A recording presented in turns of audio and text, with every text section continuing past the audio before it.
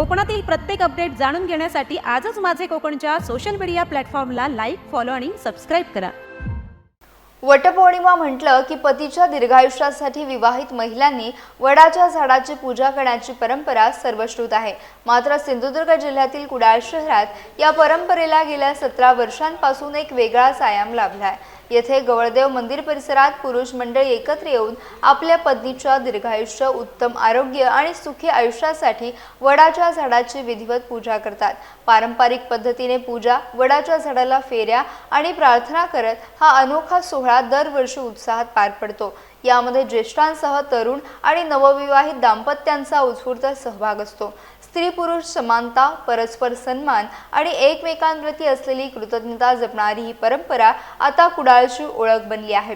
पत्नीने पतीसाठीच नव्हे तर पतीनेही पत्नीसाठी प्रार्थना करावी हा सकारात्मक संदेश या उपक्रमातून दिला जातोय। यंदाही मोठ्या संख्येने नागरिकांनी या सोहळ्यात सहभाग घेतला। या अनोख्या परंपरेचं कौतुक होत असून समाजात परस्पर प्रेम, विश्वास आणि समतेची भावना अधिक दृढ करणारा हा उपक्रम ठरत आहे।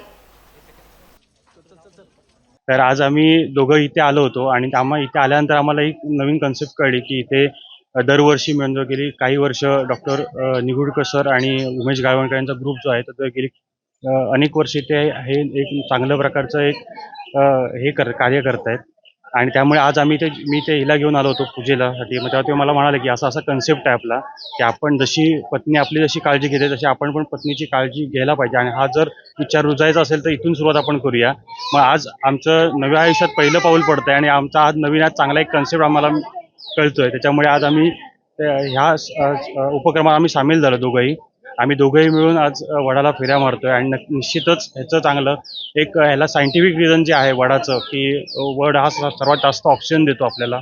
आम्ही दोघंही डॉक्टर असल्यामुळे ह्याच्यामागे धार्मिक जसं कारण आहे तसंही आध्यात्मिक जसं कारण आहे तसंही ह्याला एक सायंटिफिक रिझन पण आहे की वडाची पूजा का केली जाते। हा जर दोन्ही साईडनं उडला तर इथे जेवणारी वृक्षतोड आहे किंवा इतर जे वडा संगोपन आहे हे व्यवस्थित केलं जाईल हा पण संदेशातून सगळ्यांकडून एक चांगला गावणकर सरांनी सांगितलं। त्याच्यामुळे ते आम्ही दोघांनी याच्यासाठी एक न्यू जॉईनिंग आता या वर्षीपासून आमचं दोघांसोबत आलं। ही जसं करिअरवर तसं मी पण करतो। मी सकाळपासून उपवास केला आहे तिच्यासाठी। त्याच्यामुळे आता हा नवीन दरवर्षी आम्ही ह्या उपक्रमात सामील निश्चित होऊ।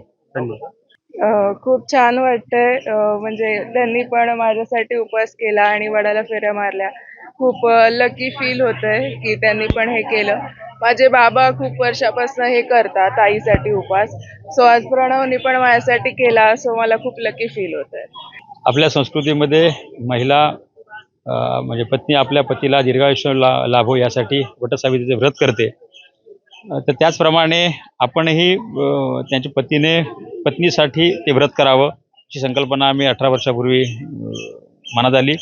डॉक्टर संजय निगुडकर आम्ही सर्व मित्र मंडळी एकत्र येऊन ते व्रत आम्ही सुरू केलं आणि आता 18 वर्ष आहे। हा संकल्प केल्यानंतर त्या पत्नीलाही घरात जसं ती उपवास करते तसं आम्ही उपवास सुरू केला। पहिल्यानंतर आमचा पहिलाच उपवास असल्यामुळे थोडंसं मध्ये खाण्याचा मोह झाला, परंतु पत्नीने थांबवला। परंतु ते व्रत नंतर आम्ही अखंडित चालू ठेवलं आणि याच्या पुढेही ते व्रत चालू ठेवू ही एक भावना आहे की ती आपल्यासाठी करते, आपण तिच्यासाठी करावं। हा 2 चाकांचा रथ आहे, त्या दोन्ही चाकात तितकीच सक्षम असावी अशी भूमिका। खरं तर अतिशय आनंद होतोय। वटसावित्रीचा हा जो कार्यक्रम आहे वर्षानुवर्ष महिला साजऱ्या करत आलेल्या आहेत, पण काही निमित्ताने सिंधुदुर्ग कोकण भागातील दौरा माझा होता, तर त्या निमित्ताने इकडे पूजा करण्याला मी आले।